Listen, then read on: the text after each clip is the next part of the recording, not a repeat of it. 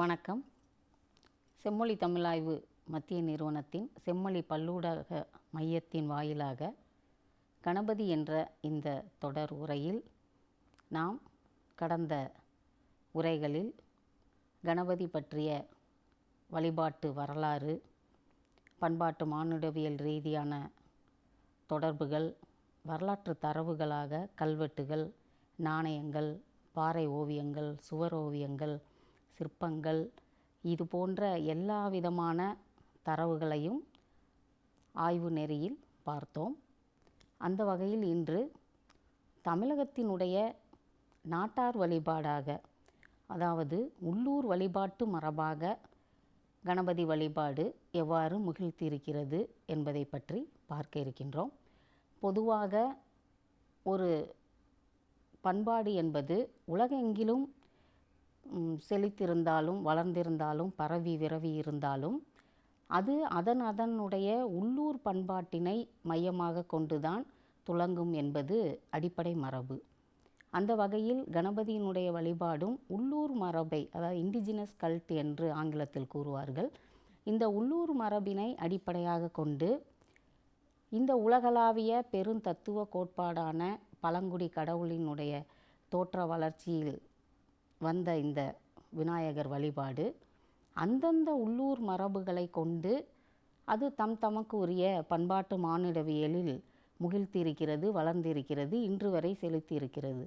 அந்த வகையில் கணபதியை பொறுத்தவரை தமிழகத்தினுடைய நாட்டார்கள் என்று சொல்லக்கூடிய வேளாண்மை சார்ந்த மக்கள், ஊர்ப்புற மக்கள், குறிப்பாக முல்லை மற்றும் மருதத்திணை சார்ந்த மக்கள் எவ்வாறு இந்த கணபதி வழிபாட்டில் இன்று வரை இருக்கின்றன, அதற்கான சடங்குகளை அவர்கள் எப்படி மேற்கொள்கின்றனர், அவர்கள் வழிபடுகின்ற அந்த விநாயகரினுடைய உருவம் என்பது எப்படி அமைக்கப்படுகிறது, இது போன்ற பல தரவுகளை நாம் வரலாற்று ஆய்வின் மூலமாக பார்ப்போம்.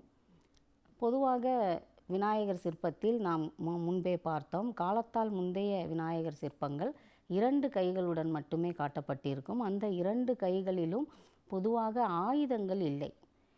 முற்கால பாண்டியர் குடைவரைகளில் கிபி 8ஆம் நூற்றாண்டுகளில் தோற்றுவிக்கப்பட்ட அனைத்து கணபதி சிற்பங்களும் புடைப்பு சிற்பங்களாக 2 கைகளுடன் தான் காட்டப்பட்டிருந்தன. அந்த 2 கைகளிலும் அவருடைய அங்குசம், பாசம் என்ற அந்த ஆயுதம் அவரிடத்தில் இல்லை.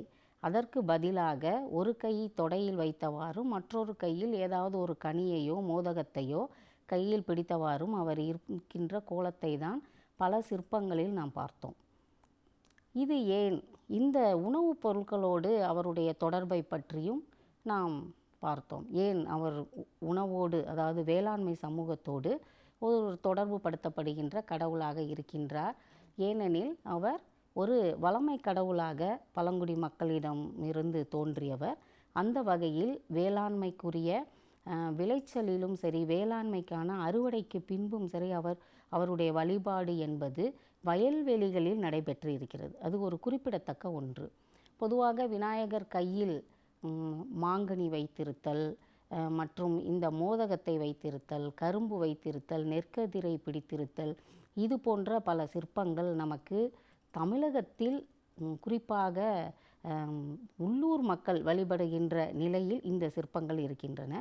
இந்த சிற்பங்களினுடைய தோற்ற நிலை பார்த்தோம் என்றால் அது ஒரு எளிய நிலையில் மற்றும் ஒரு யானை தலையுடைய ஒரு மனித உருவமாகத்தான் அது இருக்கும். அந்த வகையில் அவர்கள் தங்களுடைய வாழ்வியலோடு இணைந்த சடங்குகளுக்கினுடைய தலைவனாக கணபதியை எடுத்துக்கொண்ட தன்மையை நாம் பார்க்கின்றோம். பொதுவாக நம்முடைய பழமை தெய்வமாக, வேளாண்மைக்குரிய தெய்வமாக, தமிழகத்தினுடைய தாய் தெய்வமாக தவ்வை என்ற தெய்வத்தை குறிப்பிடுவதுண்டு. திருக்குறளிலும் ஒரே ஒரு தாய் தெய்வம் மட்டும்தான் குறிப்பிடப்படுகிறார், அது தவ்வை. அந்த தவ்வையை வள்ளுவர் தவ்வையை காட்டிவிடும் என்று சோம்பேறித்தனத்திற்கான ஒரு கடவுளாக காட்டுகிறார். அது காலத்தால் பின்னால் வந்த ஒரு மாற்று மரபு, மாற்று சிந்தனை. ஆனால் உண்மையில் தவ்வை என்ற, அதாவது அதை சேஷ்டா என்று கூறுவார்கள். சேஷ்டா என்றால் மூத்த தேவி என்று பொருள். இந்த மூத்த தேவி வேளாண்மைக்குரிய தேவியாக தமிழ் நிலத்தில் தொன்று தொற்று வணங்கப்பட்டு வந்திருக்கிறார். நம்முடைய தமிழகம் முழுவதும் தனி சிற்பங்களாக இந்த மூத்த தேவி சிற்பம், தவ்வை சிற்பங்கள் எங்கெங்கும் காண கிடைக்கின்றன. குறிப்பாக பாண்டிய நாட்டிலும் சரி, நடுநாடு பகுதிகளான விழுப்புரம், கள்ளக்குறிச்சி, திருவண்ணாமலை மாவட்ட பகுதிகளிலும் சரி, சோழ நாட்டிலும் சரி, இந்த தவ்வையினுடைய சிற்பங்கள் நமக்கு வெகுவாக கிடைக்கின்றன தனி சிற்பங்களாக.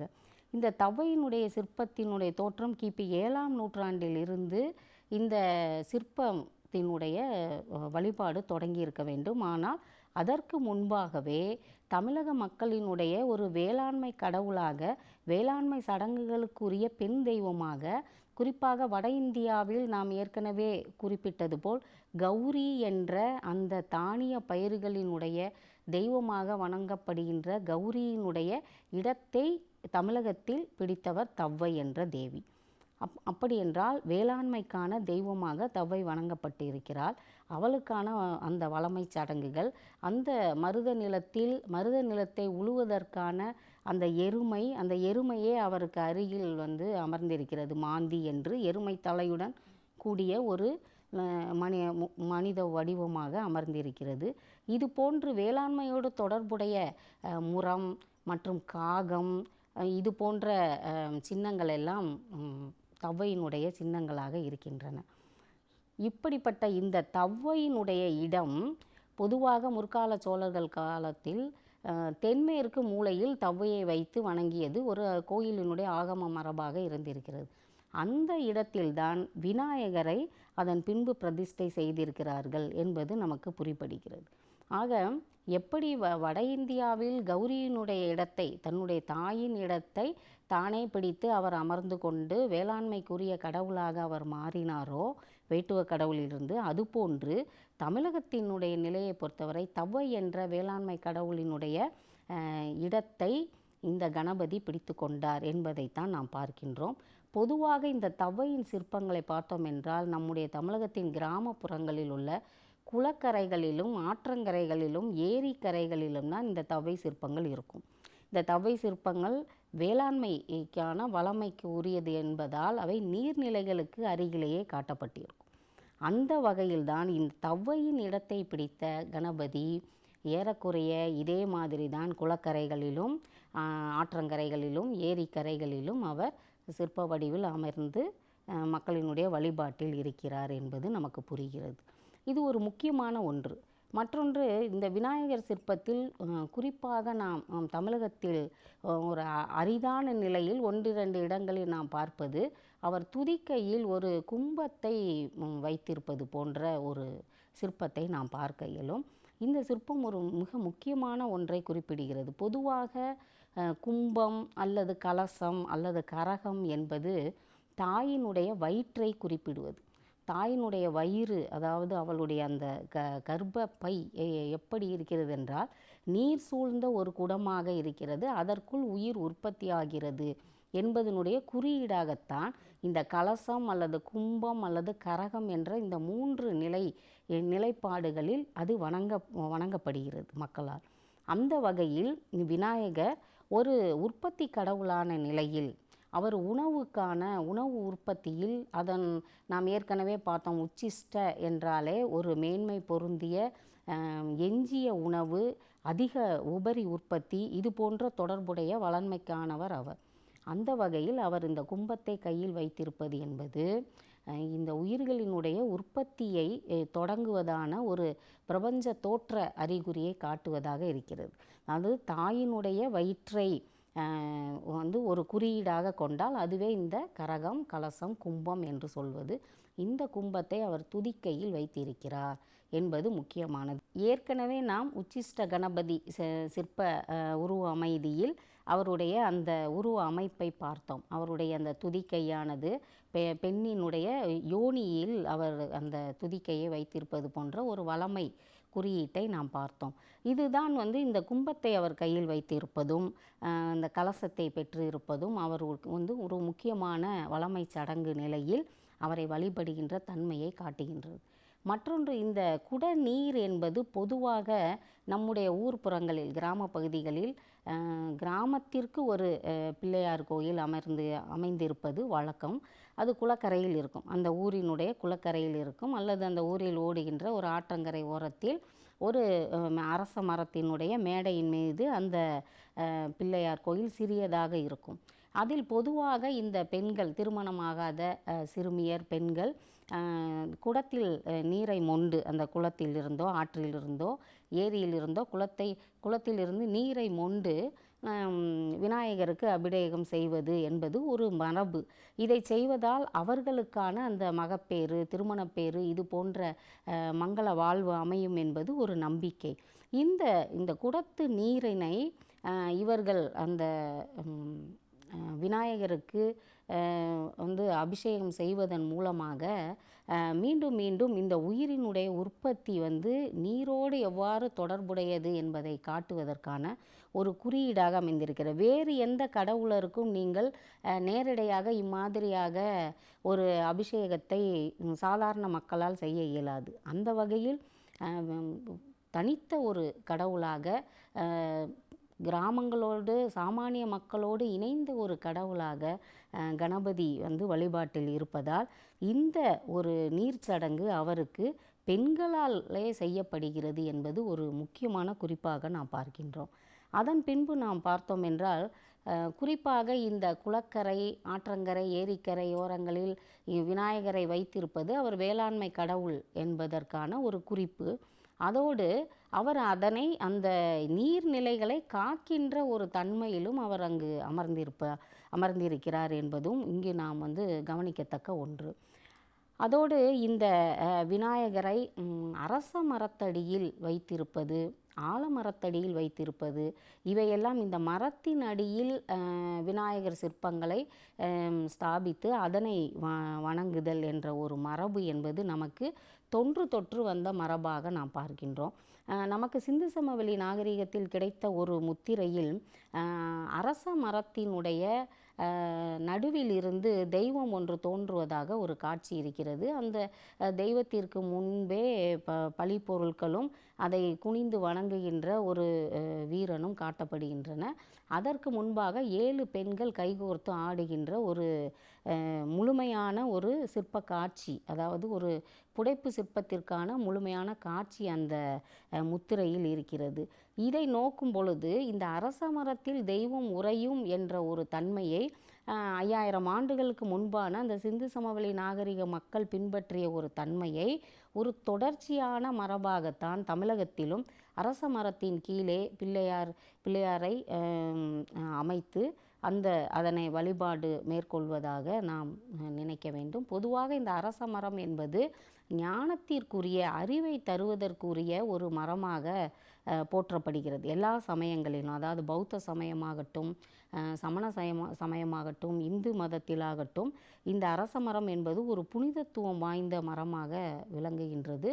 பொதுவாக இது போதி மரம் என்று, அதாவது புத்தர் தன்னுடைய ஞானத்தை அடைந்த மரமாக இந்த அரச மரம்தான் அழைக்கப்படுகிறது. அந்த வகையில் ஞானத்தை தரக்கூடிய, காற்றினை தூய்மை செய்து தரக்கூடிய மற்றும் பெண்களினுடைய அந்த கருப்பைக்கு உகந்த ஒரு தன்மையை தரக்கூடிய, இது எல்லாவற்றையும் அடக்கிய ஒரு நிலவியல் சார்ந்த சூழலியலுக்கு உரிய கடவுள் தன்மையோடு கூடிய அரச மரமாக இருப்பதால் அந்த அரச மரமே விநாயகராகவும் அல்லது அந்த அரச மரத்தின் கீழே விநாயகரை ஸ்தாபிப்பதாகவும் இந்த மரபு நமக்கு நாட்டார் வழக்காற்றில் இன்று வரை தொடர்ந்து வருகிறது. அதன் பின்பு நாம் பார்த்தோம் என்றால், இந்த ஆலமரத்தடியில் பொதுவாக ஆலமரம் என்பது நாம் அறிந்தது மிகுந்த விழுதுகளோடும் பெரிய பரப்பளவில் ஒரு பெரிய தோற்றம் உடையதாக ஆலமரம் இருக்கும். இந்த ஆலமரம் என்பதே ஒரு இனக்குழுவினுடைய கூட்டத்தை காட்டுவதாக, அந்த குழுவினுடைய ஒட்டுமொத்த குறியீடாக நாம் ஆலமரத்தை பார்ப்பது ஒரு மரபு. அந்த வகையில் கணபதி என்று சொல்லக்கூடிய இந்த கணங்களின், இந்த பழங்குடி மக்களினுடைய கூட்டமைப்புக்கு தலைவனான இந்த விநாயகர் அந்த ஆலமரத்தின் கீழே இருந்து தன்னுடைய குடிகளுக்கு அறத்தையும் நெறியையும் ஒழுங்கையும் கற்பிப்பதாகவும் அவர்களுக்கான எல்லா நன்மைகளையும் அருளி செய்வதாகவும் தான் ஆலமரத்தடியில், அதாவது பொதுவாக நம்முடைய ஊர்களில் வந்து இந்த வழக்குகள் ஒரு பொதுவாக நாம் குறிப்பிடுவோம் பஞ்சாயத்து என்று சொல்லுவோம். எந்த ஒரு சூழலும் அந்த ஆலமரத்தடியில் தான் அந்த ஊர் தலைவர்களால் அமர்ந்து ஆலோசிக்கப்பட்டு மக்களுக்கு ஒரு தீர்ப்பு வழங்கப்படும். இந்த நிலையானது கடவுள் தன்மையில் காட்டப்படுகின்ற ஒரு நிலையைத்தான் நாம் கணபதியை ஆலமரத்தின் மேடையில் வைத்திருந்து வணங்கக்கூடிய தன்மையை நாம் கிராமப்புறங்களில் பார்ப்பதை ஒப்பிட்டு பார்க்க வேண்டும். ஏனென்றால் ஒரு வழிபாட்டு மரபு என்பது ஏதோ உடனடியாக வந்துவிடக்கூடியது அல்ல.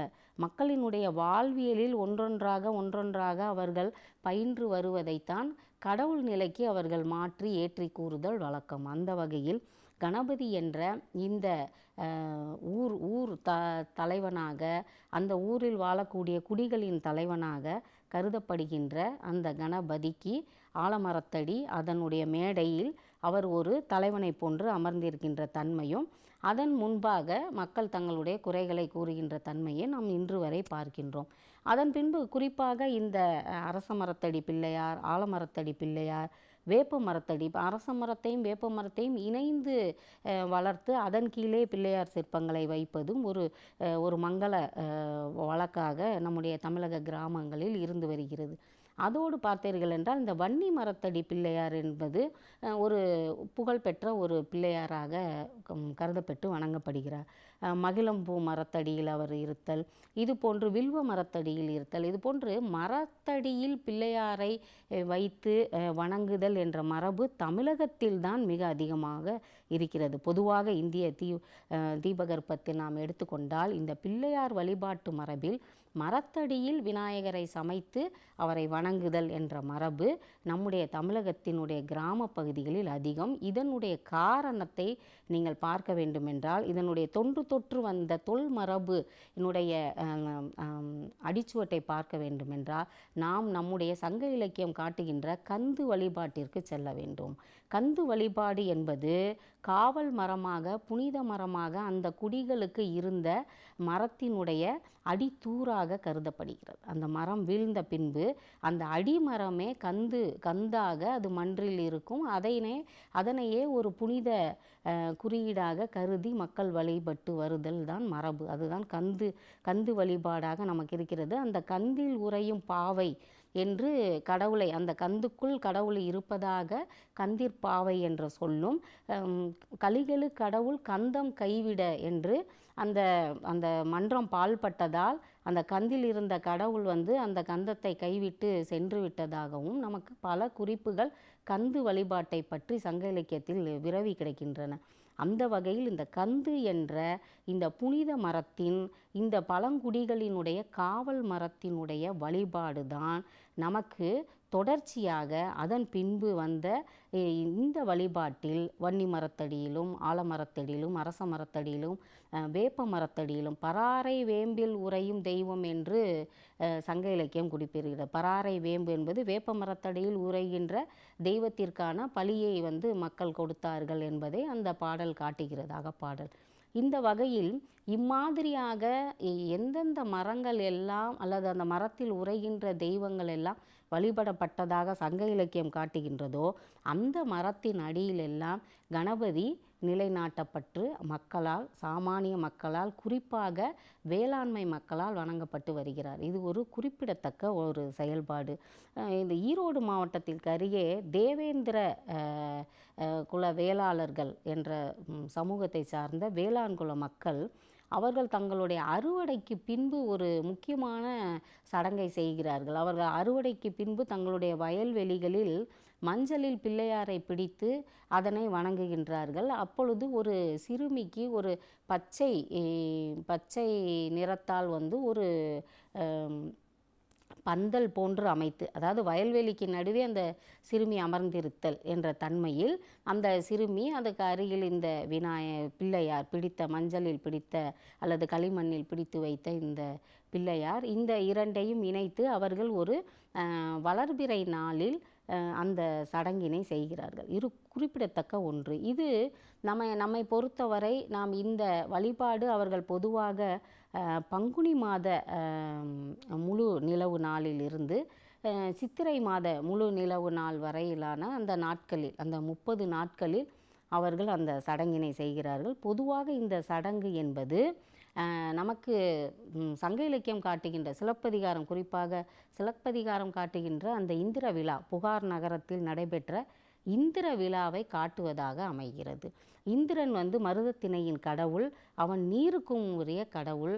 அவனுடைய வாகனமான இந்த வெள்ளை யானை என்ற ஐராவதம், இதனோடு தொடர்புடைய எல்லாவற்றினுடைய குறியீடாகவும் தான் நம்முடைய கிராமப்புறங்களில், குறிப்பாக இந்த கொங்கு பகுதியிலும் தென் தமிழகத்தினுடைய பகுதிகளிலும் இம்மாதிரியான வளமை சடங்குகள் வயல்வெளியில் நடைபெறுகிறது. இவையெல்லாம் தமிழகத்தினுடைய பகுதிகளில், பொதுவாக நாட்டார் வழக்காற்றியலில் நமக்கு கணபதியினுடைய வழிபாடு எப்படி தனித்துவம் பெற்று இருக்கிறது என்பதை நாம் புரிந்து கொள்ள முடிகிறது. மற்றொன்று, இந்த பெண்கள் எல்லாம் கணபதியினுடைய வழிபாட்டில் மகப்பேறு வேண்டி, அது ஒரு முக்கியமான ஒன்று. நமக்கு இந்த நாக சிற்பங்களை எல்லாம் விநாயகர் சிற்பத்தோடு நாக சிற்பங்களை வைத்து வழிபடுவது ஒரு மரபு. பொதுவாக நாக சிற்பங்கள் தான் இந்த மகப்பேறுவை வழங்கும் என்பது ஒரு காலங்காலமான ஒரு நம்பிக்கை. அந்த வகையில் விநாயகருக்கு 2 புறமும் நாக சிற்பங்களை அமைத்து அதனை இந்த பெண்கள் சுற்றி வலம் அதற்கான நேர்த்தி கடங்களை அந்த மரங்களில் கட்டி அவர்கள் வழிபடுவதும், மற்றும் தங்களுடைய மங்கள வாழ்வு, தங்களுடைய கணவனுடைய ஆயுள் மற்றும் ஆரோக்கிய, நிதி, செல்வம், வளமைக்காக இந்த பெண்கள் நோன்பிருந்து அதனை வணங்குவதும், இது போன்று பல தொடர்பான, அதாவது வளமை மட்டுமல்ல, முக்கியமான எல்லா தன்மைகளிலும் விநாயகரை வழிபடக்கூடிய தன்மையை நாம் தமிழகத்தில் பார்க்கின்றோம். இம்மாதிரியான சடங்குகள், பெண்களால் மேற்கொள்ளப்படுகின்ற சடங்குகள் வட இந்தியாவிலும் உண்டு. அது வாட் சாவித்திரி என்று அங்கு அந்த நோன்பு அழைக்கப்படுகிறது. அது இம்மாதிரியான ஆலமரத்தடியில் இருக்கின்ற விநாயகரை சுற்றி அவர்கள் சுற்றி வலம் சில நோன்புகளை அந்த பெண்கள் எடுக்கின்றனர். இவ்வாறு இந்த நோன்பு என்பது, குறிப்பாக நாம் இந்த பிள்ளையார் நோன்பையும் குறிப்பிடலாம். ஔவையாரினுடைய பிள்ளையார் நோன்பு என்பது நமக்கு கன்னியாகுமரி மாவட்டத்தில் மிகவும் பிரசித்தி பெற்றது. இந்த நோன்புகள் பொதுவாக வளமைக்காகவும் அறிவு விருத்திக்காகவும் நம்முடைய நாட்டார் வழக்கில் செய்யப்பட்டது என்று நாம் புரிந்து கொள்ள முடிகிறது. மீண்டும் அடுத்த ஒரு அமர்வில் சந்திப்போம். வணக்கம்.